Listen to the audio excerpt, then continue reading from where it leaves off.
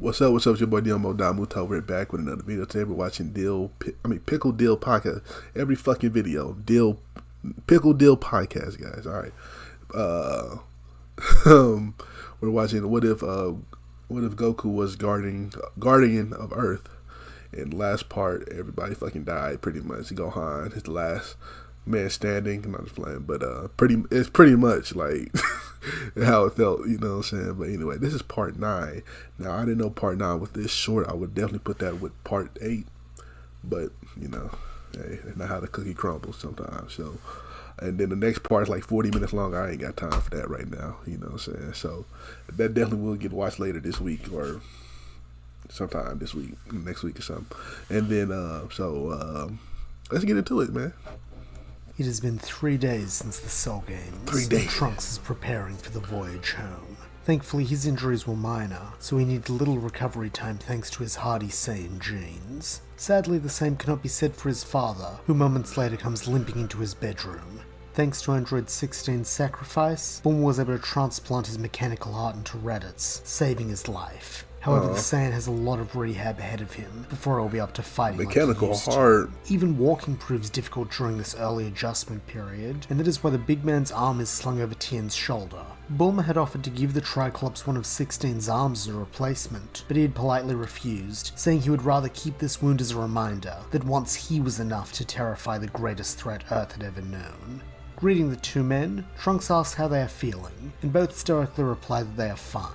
Raditz then asks if Trunks is done packing, an air of sadness in his voice, and Trunks confirms that he is, saying that growing up on the run taught him to pack lightly. The big Saiyan then mumbles that Trunks doesn't have to go, that is, if he'd like to stay, he would always be welcome in this timeline and at Capsule Corp.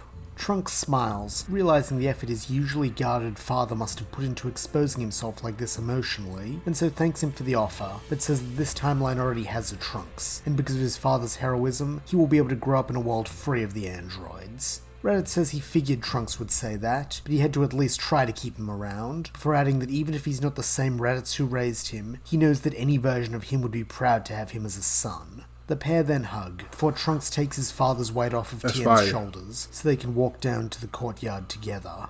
Outside of Capsule Corp, everyone is waiting to see Trunks off. The hybrid thanks them all, shaking hands with Nappa, Tien, and Krillin, before turning to Gohan. The boy hasn't said a word since the battle, only surviving thanks to Krillin and a newly released Nappa carrying him to the nearest hospital. Taking a knee so they can see eye to eye, Trunks solemnly tells his cousin that he knows exactly what he's feeling. And maybe this isn't what Gohan wants to hear right now, but what happened with his parents isn't his fault. Gohan says nothing, his only response being to let tears flow down his cheeks. Trunks makes no move to stop this, knowing this is what his cousin needs, and so simply pulls him into a hug and whispers that though Gohan can only see darkness now, one day the sun will rise again. He just needs to hold on and stay strong until then.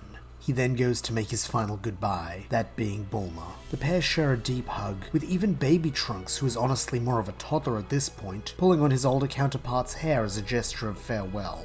The adult Trunks smiles at them both to be safe and look after each other, and when Bulma gives her love in return, he floats into the air and lands in the cockpit of his time machine, setting a course for home.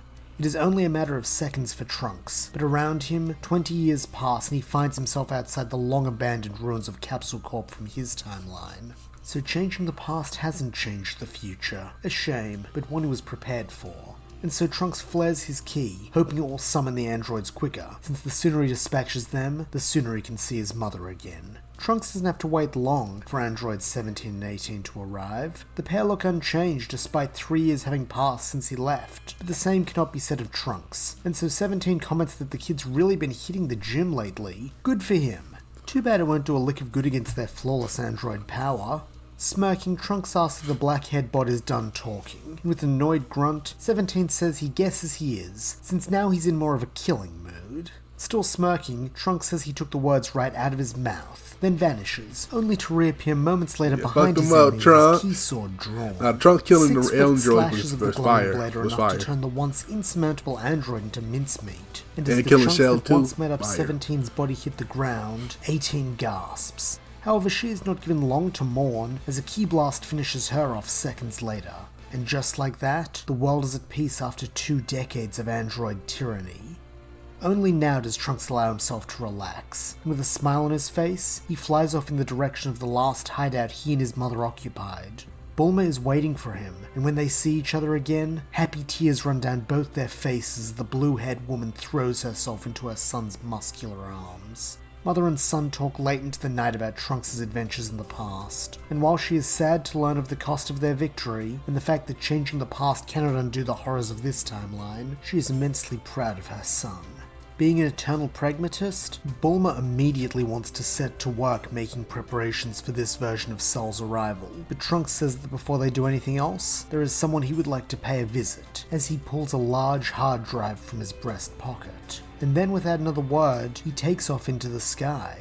Landing outside a heavy steel door hidden within a mountain face, Trunks steps into the abandoned lab of Dr. Gero, and is pleased to see that his target is still intact. Firing up the computer, Trunks opens the final undisturbed pod, and from it steps the hulking frame of Android 16. Being newly activated, 16 asks Trunks why he has been awakened and who the young man is. Smiling, Trunks replies that 16 has been activated to help defend the world from a terrible threat, and as for who he is a fellow defender, and in another life, the two of them were comrades and even friends. A few months pass with Bulma, Trunks, and Android 16 making preparations for the inevitable arrival of Cell.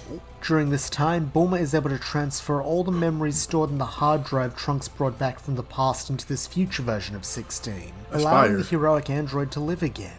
He is pleased to see Trunks, and the feeling is mutual, with the future warrior asking the android if he would be willing to fight Cell by his side once more. 16 smiles that though he is not violent by nature, nothing would please him more, and so the pair set to training, just in case this Cell is more powerful than the one they're expecting. Finally, the fated day arrives, and while Trunks is inspecting his time machine out in the open, a sinister insectoid creature pounces. Wrapping his pointed tail around the warrior's throat, Imperfect Cell cackles that it looks like it's the end of the line for Trunks, since he'll be borrowing his time machine to go absorb the androids of the past. From behind Cell, a mechanical voice asks why not start with an android from this time, as 16 springs his trap Android and 16. blasts the bug with a Hell's Flash. Cell screams, and Trunks uses this opportunity to draw his key sword and make two decisive cuts. The first to sever Cell's tail, freeing himself, and the second to take the bioandroid's head. As his body flops to the ground, Cell's head demands to know what is going on, since his data indicates that Trunks was weaker than him, and 16 was still dormant. Trunks replies that unfortunately for the bioandroid, another version of Cell from the future already tried killing him and going back to the past. But together with his friends, he managed to kill that Cell, and prepared this little ambush just in case another version was skulking around, wanting to try the same dirty trick.